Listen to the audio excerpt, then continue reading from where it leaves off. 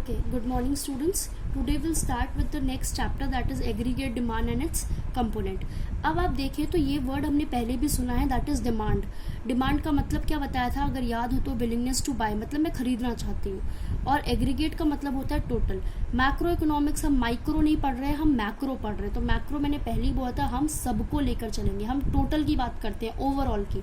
ठीक है, अब आते हैं एग्रीगेट डिमांड का मतलब क्या है. Total demand in an economy, क्योंकि एग्रीगेट का मतलब मैंने क्या बताया था, टोटल. तो total demand in an economy during a period of time. ठीक है, अब जरा इसको थोड़ा सा और सिंप्लीफाई करते हैं. अगर मैं डिमांड कर रही हूँ, इसका मतलब क्या है, मैं खरीदना चाह रही हूँ. मैं खरीदना चाह रही हूँ तो मेरा क्या होगा, खर्चा होगा, एक्सपेंस होगा.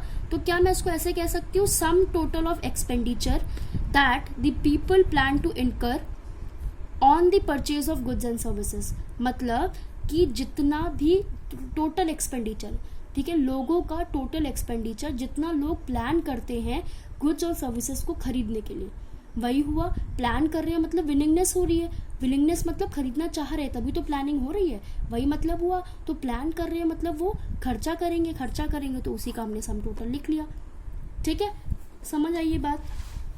अब आते हैं, एक हमने फॉर्मूला पढ़ा था एक्सपेंडिचर मेथड में, प्राइवेट फाइनल कंजम्पशन एक्सपेंडिचर, मैंने शॉर्ट में लिखा है, समझ जाइएगा. Government final consumption expenditure plus investment expenditure plus net export. Clear, ये फॉर्मूला पढ़ा था हमने. अब दो तरीके की, देखो यहां देखना, एक होता है ओपन इकोनॉमी, ठीक है, एक आपकी होती है ओपन इकोनॉमी, एक आपकी होती है क्या लीजिए 3 सेक्टर इकोनॉमी, और एक होती है 2 सेक्टर. हमारे सिलेबस में ना मेनली फोकस इस पे हुआ है, जिसको हम क्लोज्ड इकोनॉमी भी बोलते हैं. क्या बोलते हैं, क्लोज्ड इकोनॉमी. ओपन इकोनॉमी ये रही हमारी, ये जो हमने पढ़ा था ना, ये हमने मेथड किया क्यों था, क्योंकि हम नेशनल इनकम कैलकुलेट कर रहे थे इस बेसिस पे कि हमारी इकोनॉमी में खर्चा कितना हुआ है. अच्छा, खर्चे के थ्रू भी तो नेशनल इनकम पता चल सकती है ना. लोग जितना खर्चा कर रहे हैं मतलब उनके पास उतनी इनकम है, तभी तो खर्चा कर रहे हैं. ठीक है, तो इसलिए हमने ये मेथड भी अप्लाई कर दिया था नेशनल इनकम निकालने के लिए. अब देखो इसमें ये ओपन इकोनॉमी हुई, 3 सेक्टर में सिर्फ कंज्यूमर, गवर्नमेंट और प्रोड्यूसर आता है, आउटसाइड वर्ल्ड नहीं आता. और क्लोज इकोनॉमी में सिर्फ कंज्यूमर और प्रोड्यूसर आता है. ठीक है, अब ये आई कैसे हुआ मैम प्रोड्यूसर, अभी बताती हूँ. देखो, private final consumption expenditure, private मतलब हम अपने लिए कंज्यूम कर रहे हैं, तो वो कौन करता है, consumer sector. Government final consumption expenditure, ये तो ऑब्वियस सी बात है, गवर्नमेंट करती है. इन्वेस्टमेंट एक्सपेंडिचर कौन करता है, प्रोड्यूसर करता है. नेट एक्सपोर्ट कौन करता है, आउटसाइड वर्ल्ड. ठीक है, ये हमारी चौथा सेक्टर, सॉरी, ये हमारी 4th सेक्टर था इकोनॉमी का. ठीक है, 4 सेक्टर्स हो गए. अब देखो हम बात कर रहे हैं, मैंने बताया था कि हमारे सिलेबस में सिर्फ 2 सेक्टर्स की बात होगी, हम बाकी सेक्टर्स हमारे सिलेबस में नहीं है. तो अगर मैं 2 सेक्टर्स की बात करूं तो इधर ध्यान से देखना, aggregate demand equals to aggregate expenditure. कैसे मैम, ऐसे कि जितना मैं खरीदना चाहती हूँ उतना ही तो मेरा खर्चा होगा. दोबारा, जितना मैं टोटल खरीदना चाहती हूँ उतना ही मेरा टोटल खर्चा होगा. ठीक है, अब मैंने बात करी कि मैं 2 सेक्टर इकोनॉमी की बात करूंगी. 2 सेक्टर इकोनॉमी में मैंने क्या बताया, कंज्यूमर होते हैं जो प्राइवेट फाइनल कंजम्पशन एक्सपेंडिचर करते हैं, और इन्वेस्टमेंट एक्सपेंडिचर कौन करता है, प्रोड्यूसर. तो प्रोड्यूसर के लिए हमने आई डोनेट किया है. ठीक है, क्योंकि वो इन्वेस्टमेंट प्रोड्यूसर से रिलेटेड ही होता है. ये हुआ. अब मैंने ये बताया A D is equals to A E, तो क्या मैं इसको ऐसे लिख सकती हूँ, लिख सकती हूँ ना, क्योंकि ए डी किसके इक्वल है, ए ई के. तो ए ई अगर सी प्लस आई है तो ए डी क्या होगा, सी प्लस आई है, हो सकता है. ये आपका एग्रीगेट डिमांड का फॉर्मूला डिराइव हुआ है. ठीक है, अब जरा इसको समझते हैं. अगर हमारे पास 100 रुपये है, ठीक है, अगर हमारे पास 100 रुपये हैं, तो इस 100 रुपये को मैं 50 रुपये कंज्यूम कर रही हूँ, 50 रुपये कंज्यूम कर रही हूँ. ठीक है, ये कंज्यूम कर रही हूँ मतलब पैसा खर्च कर रही हूँ. पैसा खर्च कर रही हूँ तो मतलब किसके पास जाएगा, प्रोड्यूसर के पास, क्योंकि मैं सामान जाके लूंगी तो जिससे भी सामान लूंगी उसको पैसा दूंगी ना, 50 रुपये. अब प्रोड्यूसर उस 50 रुपये का क्या कर देगा, इन्वेस्टमेंट कर देगा. क्या कर देगा, इन्वेस्टमेंट कर देगा. ठीक है, इन्वेस्टमेंट मतलब इसी 50 रुपये से हो सकता है वो रॉ मटेरियल खरीद लाया हो, या फिर इसी 50 रुपये से हो सकता है वो अपना कुछ और दुकान का सामान खरीद लेकर आया हो, तो वो उसने इन्वेस्ट कर दिए वो 50 रुपये. तो ये देखो सी प्लस आई क्या हो गया, आपका एग्रीगेट डिमांड हो गया. क्लियर हुआ यहाँ तक. अब इसके ग्राफ में आते हैं। अब इसको ध्यान से सुनना।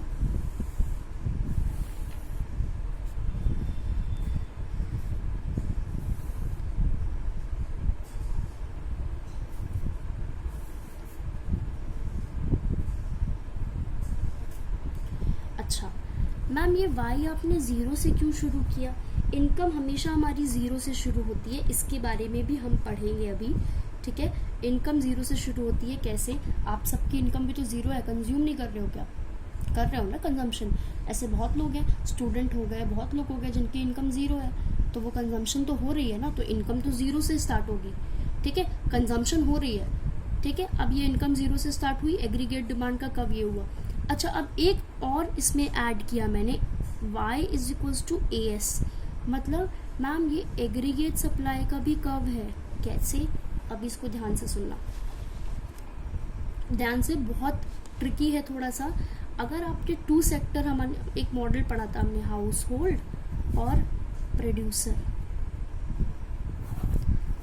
ये पढ़ा था हमने, ठीक है। सर्कुलर फ्लो जो हमने पढ़ा था, इसमें हाउस होल्ड क्या देता है? Factors of production. क्या देता है? Factors of production. बदले में प्रोड्यूसर हाउस होल्ड को क्या देता है?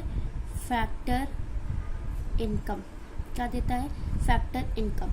अब देखो, अगर हाउस होल्ड ने ये फैक्टर इनकम क्या करी, यूज करी, मतलब सामान खरीदा, ठीक है। सामान खरीदा, इसका मतलब है कि प्रोड्यूसर के पास क्या आया?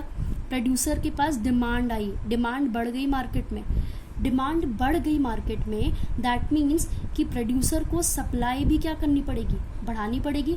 डिमांड बढ़ी है तो सप्लाई भी बढ़ानी पड़ेगी, ठीक है। अब सप्लाई भी बढ़ानी पड़ेगी, इसके लिए हमें और ज़्यादा फैक्टर्स ऑफ प्रोडक्शन लगेंगे। और ज़्यादा मतलब मेरे पास एक लेबर काम कर रहा था, ठीक है, मैं 10 यूनिट बना रही थी। अब मुझे यूनिट्स प्रोड्यूस ज़्यादा करने हैं, तो क्या मेरे को लेबर और ऐड नहीं करने पड़ेंगे? और मैंने फैक्टर्स ऑफ प्रोडक्शन बताया था, क्या होता है? Land, labour, capital and entrepreneur skills, ठीक है।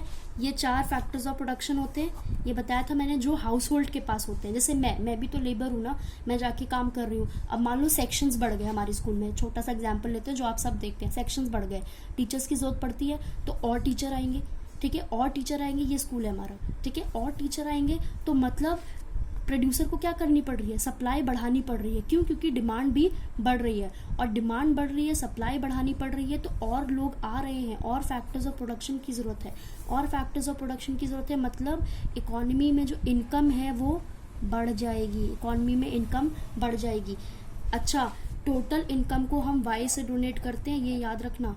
आई से क्यों नहीं करते? क्योंकि आई हमने ऑलरेडी इन्वेस्टमेंट के लिए लेटर दे दिया है, तो कंफ्यूजन ना हो इसलिए हमने इनकम को वाई से डोनेट किया हुआ है इकोनॉमिक्स में। क्लियर हुआ है? ये चीज़ फिर से देख लो एक बार। फैक्टर्स ऑफ प्रोडक्शन देते हैं, बदले में फैक्टर इनकम मिलती है, फैक्टर इनकम मार्केट में जाके खर्च करते हैं, डिमांड बढ़ती है, डिमांड बढ़ती है तो सप्लाई भी बढ़ानी पड़ेगी, सप्लाई बढ़ानी पड़ेगी तो और फैक्टर्स ऑफ प्रोडक्शन लगेंगे, और फैक्टर्स ऑफ प्रोडक्शन लगेंगे तो इनकम बढ़ेगी। मैंने एग्जाम्पल दिया था, हमारे स्कूल, ये प्रोड्यूसर स्कूल है हमारा, ठीक है। हाउस होल्ड मतलब हम सब टीचर्स, हम सब लेबर है, ठीक है। तो अगर स्कूल में सेक्शंस बढ़ गए मतलब डिमांड बढ़ गई, ठीक है, डिमांड बढ़ गई तो स्कूल को सप्लाई बढ़ानी पड़ेगी, ठीक है, मतलब और ज़्यादा टीचर्स लाने पड़ेंगे, एजुकेशन की सप्लाई बढ़ानी पड़ेगी। यहाँ पर गुड्स क्या है? एजुकेशन की सप्लाई बढ़ानी पड़ेगी, तो उसके लिए वो और लेबर लेकर आएंगे, और लेबर मतलब फैक्टर्स ऑफ प्रोडक्शन ज़्यादा, मतलब इनकम ज़्यादा आएगी इकॉनमी में। भाई मैं सबकी बात कर रही हूँ ना इकॉनमी में, यहाँ पे मैक्रो में मतलब मैं सबकी बात कर रही हूँ। तो हो सकता है कोई इंसान अगर जो मान लो किसी के पास इनकम ना हो, उसको भी अब इनकम मिलेगी, तो इनकम भी तो बढ़ी। तो ये दोनों, अगर सप्लाई बढ़ी तो इनकम भी बढ़ी। तो मैं ये कह सकती हूँ कि एग्रीगेट सप्लाई हमारा आइडेंटिकल है किसके? इनकम के। मतलब जितनी एग्रीगेट सप्लाई होगी उतनी ही इनकम होगी, जिस अकॉर्डिंग सप्लाई होगी उतनी इनकम होगी। नई सप्लाई हो रही है तो ऑब्वियस सी बात है, लोगों की ज़रूरत ही नहीं होगी। भाई जब प्रोडक्शन ही नहीं हो रहा है, प्रोडक्शन, सप्लाई का मतलब क्या है? प्रोडक्शन बढ़ना। जब प्रोडक्शन ही नहीं बढ़ रहा है तो लोगों की ज़रूरत क्या? और लोगों की ज़रूरत नहीं है तो इनकम कम हो जाएगी इकॉनमी में। मैं इकॉनमी की बात कर रही हूँ, पूरे इकॉनमी की। क्लियर हुआ ये कॉन्सेप्ट? ठीक है, आराम से एक बार देख लो, ये ग्राफ कुछ नहीं है, मैं इस ग्राफ को भी एक्सप्लेन करूंगी एक बार और अच्छे से, अभी आगे हम इसके पूरा डिटेलिंग पढ़ेंगे। बस इतना समझ लो, इनकम हम जीरो से स्टार्ट करते हैं, क्योंकि बहुत सारे, हम पूरी इकॉनमी की बात करते हैं तो हमारी इकॉनमी में ऐसे भी लोग हैं जो डिमांड करते हैं लेकिन उनकी इनकम नहीं है। तो अब जैसे हम लोग डिमांड करते हैं, फॉर एग्जाम्पल आप लोग डिमांड करते हैं चीज़ें लेकिन आपकी इनकम नहीं है, इसीलिए हम जीरो से स्टार्ट करते हैं। ठीक है, जीरो से स्टार्ट करते हैं और इनकम बढ़ती जाती है, बढ़ती जाती है, बढ़ती जाती है। और यहाँ पर हमारा एग्रीगेट डिमांड कर्व है, ठीक है, जो बढ़ता जा रहा है। एग्रीगेट डिमांड कर्व किससे बनता है? C+I से। क्लियर हुआ ये चीज़?